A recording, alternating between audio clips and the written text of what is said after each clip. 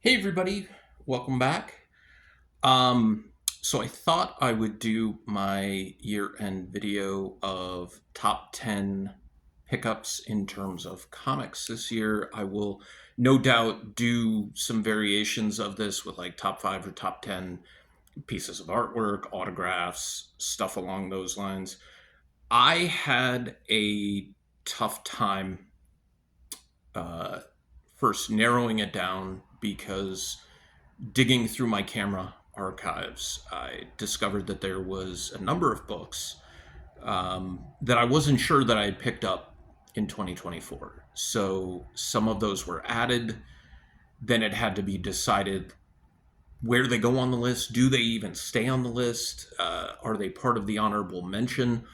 There was one point where I thought I might have to have a top 15, but I really thought about it over the last week or so while I was waiting for one of those books to potentially come back, or not come back, but get shipped to me.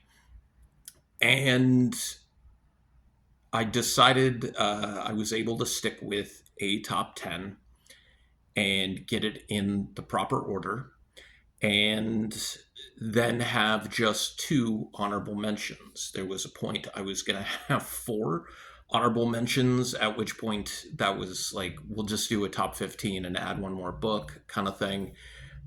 But then that just got to be too much, and then it became 16, 17 books, and I didn't want to do a top 20 because the longer the list goes, of course, the harder it is to pinpoint where does this book go in relation to your top pickups.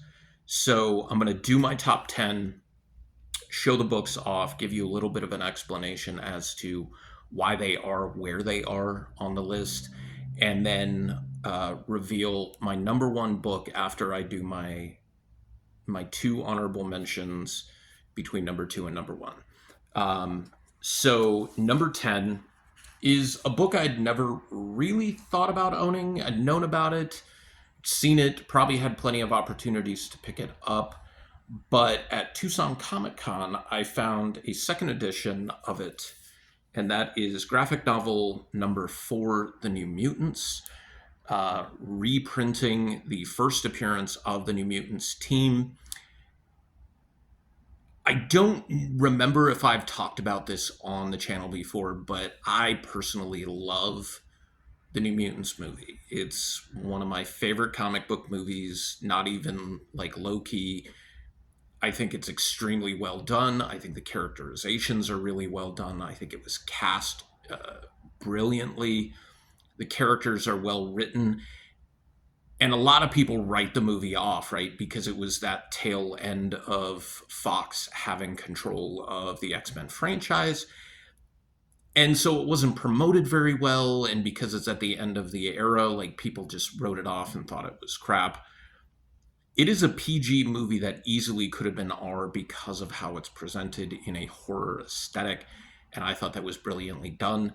So when I found this in a dollar bin, I mean, that was a no-brainer to pick this guy up.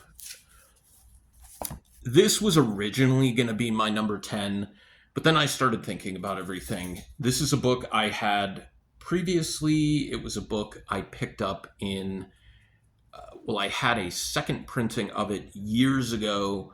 I had first printing of this a few years back where I did a trade that I got completely hosed on.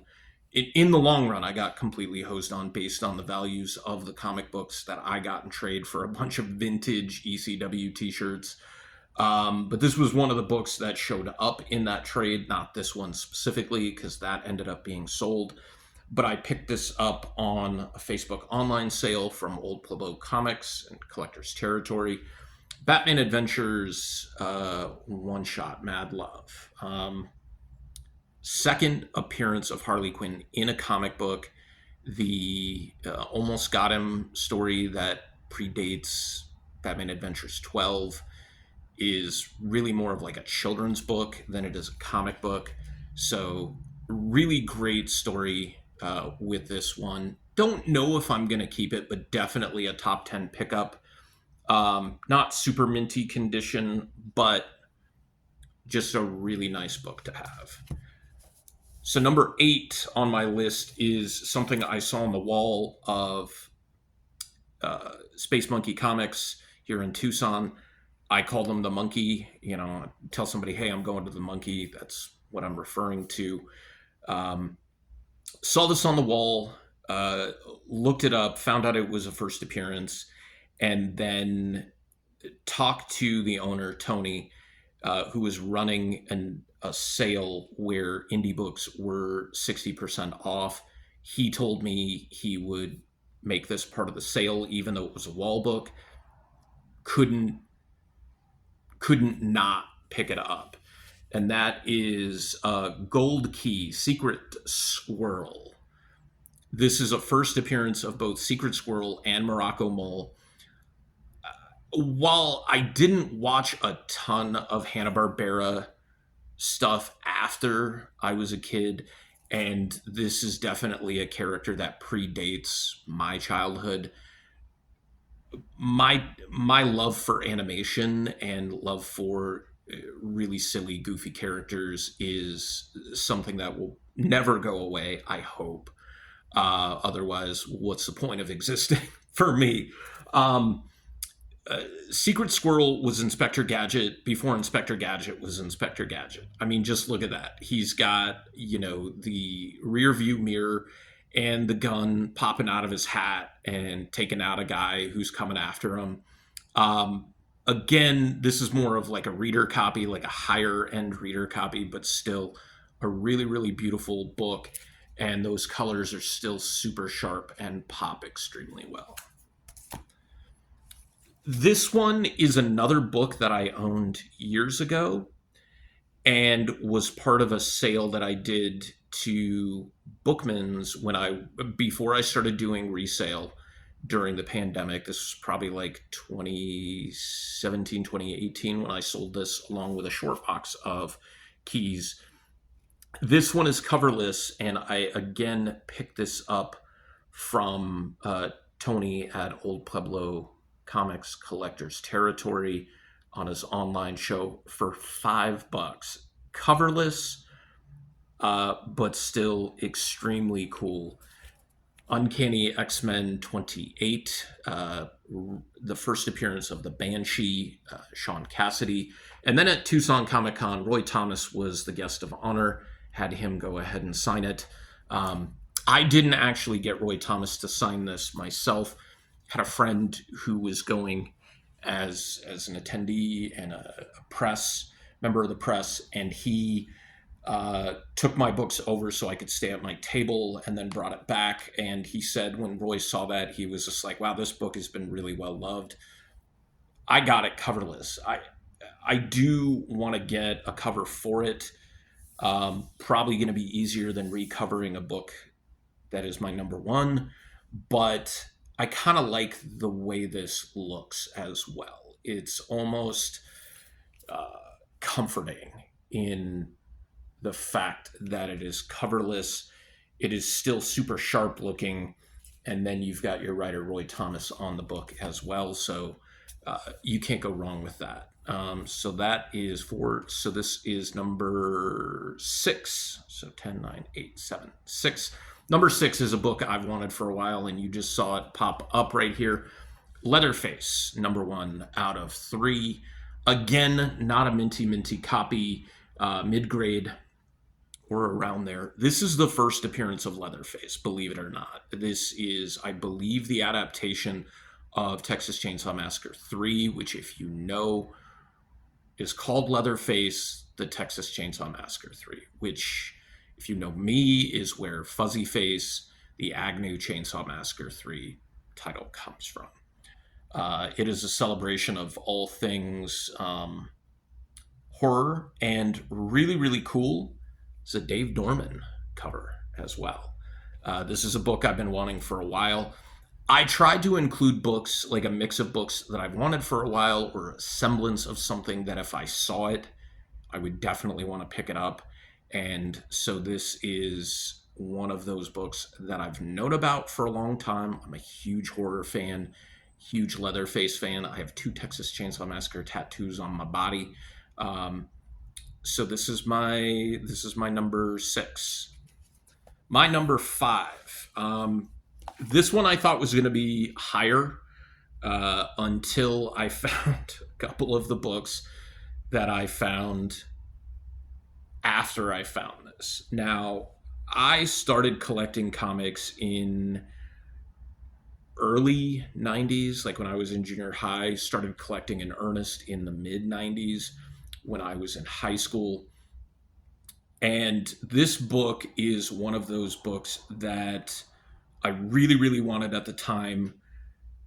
I don't know that I had ever really actively sought it out or even thought about whether or not I would own it. I had owned one or two of the other variants, and now I'm actually 11 out of 13 variants for this issue number 1 run of the first ongoing of Gen 13. But this is I think I forget which cover it is, if it's G or H. This is the Lin Zhen Rei lingerie or the Victoria's Secrets cover featuring Freefall, who was my favorite character in Gen 13. Had a huge crush on this character growing up. She was just kind of like punk rock alternative enough and had a lot of attitude towards her. But there was still that like cutesy kind of sexy girl thing going on. And the only ones I'm missing from this set now are the Pulp Fiction cover and, of course, the Janet Jackson Rolling Stone homage cover. So I'm really happy to have this. Again, like I said, didn't really think much of it until recently when I saw it in an antique mall here in Tucson.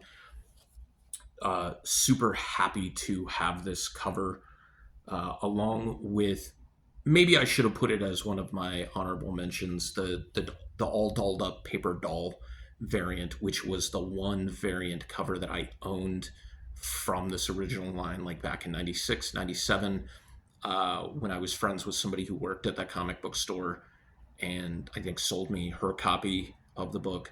But yeah, this is like the key, the top of my Gen 13 collection. And believe me, I have a lot of Gen 13 books. Uh, Mostly dollar books, for the most part, but still can't fault them for that.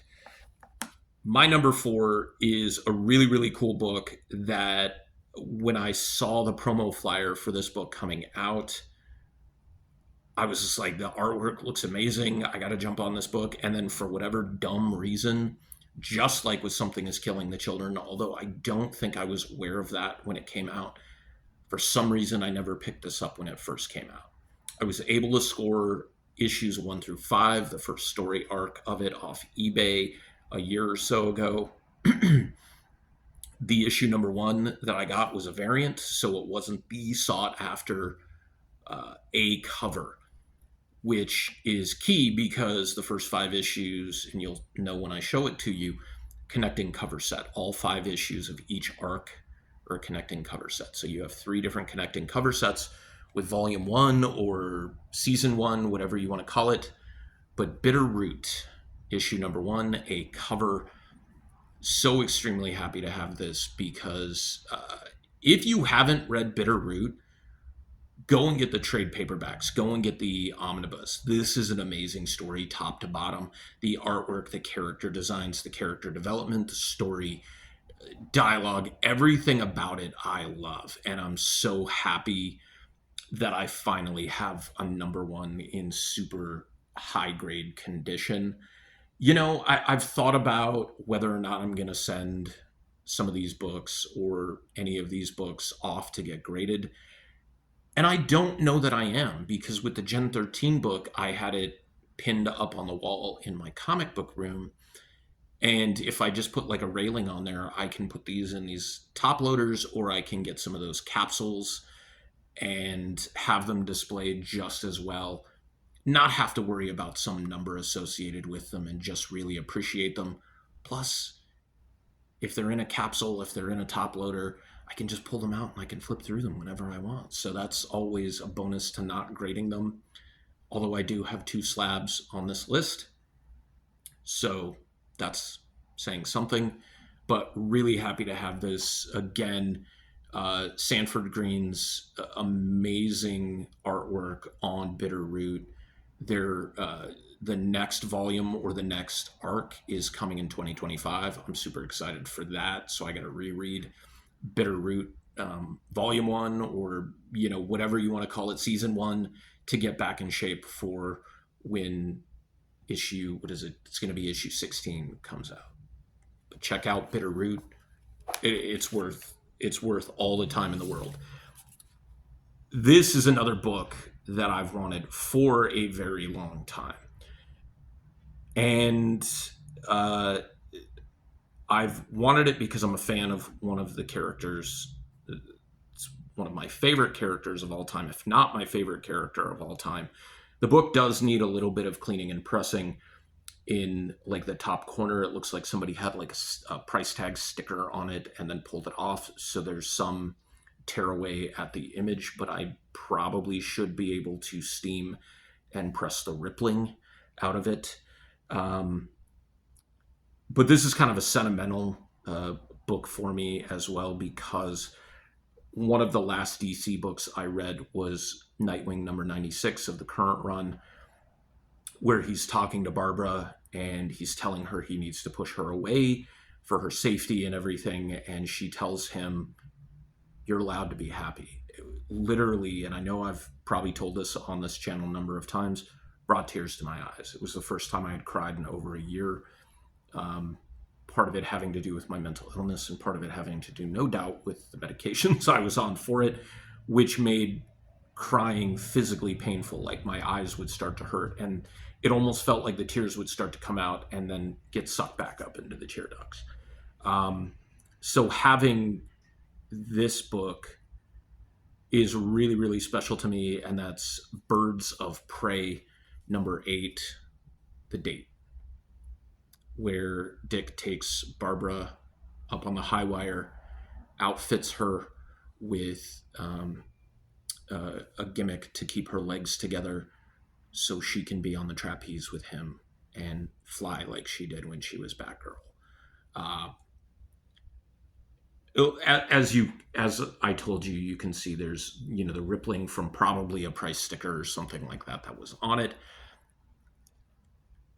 It's just great to have this book because of what the character Nightwing means to me, what the relationship he has with Barbara Gordon means to me, the conversation she had with him in issue 96, telling him he's allowed to be happy, which was almost a character breaking the fourth wall, telling me I'm allowed to be happy.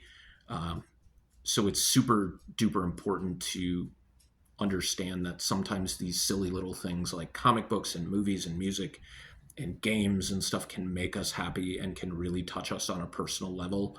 And this is one of those things. My number 2 was one of the books that I didn't even realize I'd picked up this year until like I said, I went through my camera roll and found it. I was at this event, and there was no way I was gonna drop coin to meet this person and get an autograph, much less go and have this graded. The one slab on my top 10, the other slab is on my honorable mentions.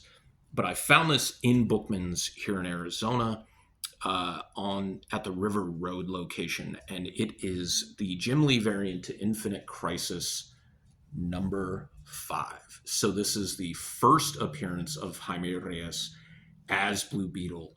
Beautiful Jim Lee variant, and of course it is signed by Jim Lee. It's a 9/2 signature series. And here's the great thing. Like I said, I was at this event. It says signed by Jim Lee on 6/3/2023. That's at Tucson Comic Con. That's the Sunday or Saturday at Tucson Comic Con when he had his panel, and he had a private VIP signing for people who attended that panel. So it's almost, I was there as a vendor, so it's almost like I went and I got this, and I got a really great deal on it thanks to the comic book guy at Bookman's. This was 125 bucks off the shelf. He was just like, if you want it, I'll do 100. Now, when you consider that at this event, specifically, Jim Lee was charging 50 bucks to sign a book. This is, in this grade, a near mint is a, you know, at least $10 book, if not 20, 25, depending on the week. Having it witnessed, which is even more money on top of that $50, and then having it graded and signature witnessed through CGC for them to put the yellow label on it versus a green is even more money, plus the shipping involved in it. So $100 on this, and I got it with trade, not actually with cash, because I had just taken something in with me. Really cool. I like Jim Lee's artwork. I'm not a Jim Lee guy.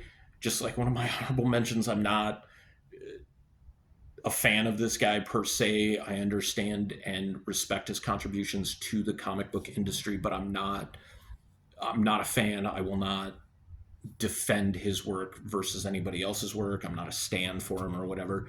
But just a really cool piece, and especially with a book and a character that I really like as well. His variant and rendition, not just of Blue Beetle, but Booster Gold. I love me some Booster Gold, and Batman, can't go wrong with that. Even though I'm not really a Batman guy, but Blue Beetle, Jaime Reyes, right up front with that. Before I do my honorable mentions, in my description below, I'm going to put links to all my shops. My Etsy shop, my eBay shop, and my Teespring shop. If you're a fan of my artwork and you want to wear it proudly and represent the world's greatest Agnew Vereen t-shirt design is available on my Teespring, and I will link that in the description below. It would really mean a lot to me because every sale really does matter for an independent creator like myself. This has been a really, really dry year for art commissions and things like that. I sold a lot of original art at Tucson Comic Con and also at Free Comic Book Day, but this last 4 months of the year and the first 4 months of the year, so more than half the year, has been really, really hard to get sales on commissions on my original work, things like that. And that's probably like me blabbing too much, but I'm too far gone in this video to stop right now. So if you want to support and you want to wear something this snazzy or even snazzier with some of my corner box designs, head on over to the link for my Teespring in the comments below, or in the description below, I should say. So I'm going to do the non-slab book first for my honorable mentions. I have 2 honorable mentions, as I said before. The first is something that I picked up in the last couple of weeks, along with The Bitterroot, The Birds of Prey. And it's not a book I was ever looking for, but it was on a show, Collector's Territory, again, on Facebook. He had a really nice price on it. It's a pretty sharp looking book. It's got some wear and tear. It's not minty, but it is also a cool key from the Silver Age, maybe very early Bronze Age, but I think Silver Age because it's from the 60s. And it is Power Brother the Geek #1. Corners are rounded, there's spine tickage and stuff like that. But look at these friggin' colors on this. First appearance of Power Brother the Geek. And as you can see there, it says, here is the real life scene of the dangers in Hippie Land. I have no words, but just the design and juxtaposition of your fonts that you have, and then the imagery gives like very horror vibes as well. Very cool book. Picked it up for a really, really good price, and you can't go wrong when it's a 12 center as well. Now, wait for that to settle.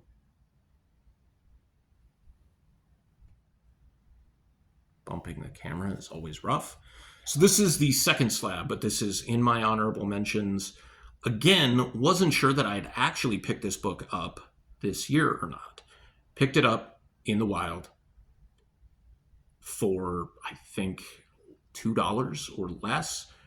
Sent it in to CBCS, had it verified and graded, and it came back a 9.8. And some people may say, this is one of those books that's a dollar book and it's not super valuable. And again, not a huge fan of the artist. Like, I'm not going to defend him to the ends of the earth, but this is a somewhat historic book and would be expensive to get signed now because he's charging 50, 60 bucks or more, plus witnessing fees. Plus there's a second signature on that. And it is Youngblood number 0. This is a complete copy. It's got the image 0 coupon on it. And it is signed right there across the top by Mr. Liefeld himself. And then signed down here by inker Dan Fraga. Came back a 9.8. Like, you can't argue with that, having picked this up for about cover price. I think I paid $2. I picked up 3 different autographed Rob Liefeld books for $6 total or less, maybe. I think 2 of them were $4 and it was half off, and one of them was $3 and it was half off. Again, from the Monkey. That's where I'm getting most of my books, right? There's a couple I got online, like the Bitter Root, a couple I got from conventions, but mostly from either the Monkey or Collector's Territory. And I think I paid $2 for this book, double signed. Don't even know what Fraga charges to sign comics nowadays. But if you were paying witnessing fees for everything, paying my verification fee for this is kind of chump change, I would say. And again, not a Liefeld fan per se, not a Fraga fan per se. I understand and I respect what they have done for the comic book industry and their significance with it. That's why it's kind of one of those historic pieces. And it's not the most sought after book you could have Rob Liefeld sign. Never going to find that in, a half off bin for $2. So, not that I'm a fan of Deadpool either. I can't stand that character. So that's a whole other video on its own. And now is time for my number 1 pickup of this year. It was picked up early on this year.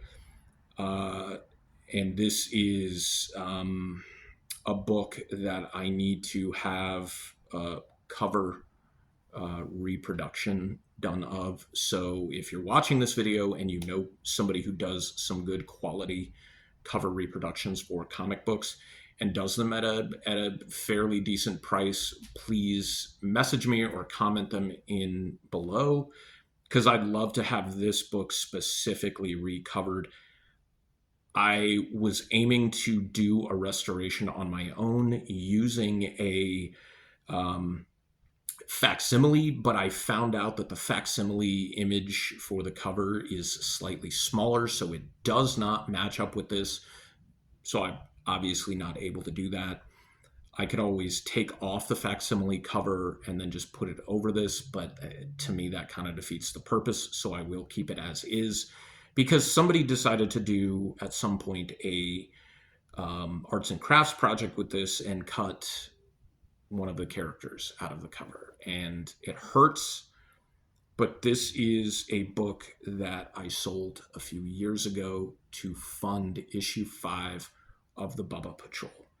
And if you have issue 5 and you read the end pages where I talk, about me, about Agnew, you know what that book is. And this was a book I didn't know if I would ever find again at a price I could afford because of how much it shot up. And the sacrifice of selling it off to have the Bubba Patrol first arc finish the way I wanted it on newsprint, full color, just offset print kind of thing, was super important to me. So the sacrifice ended up being worth it.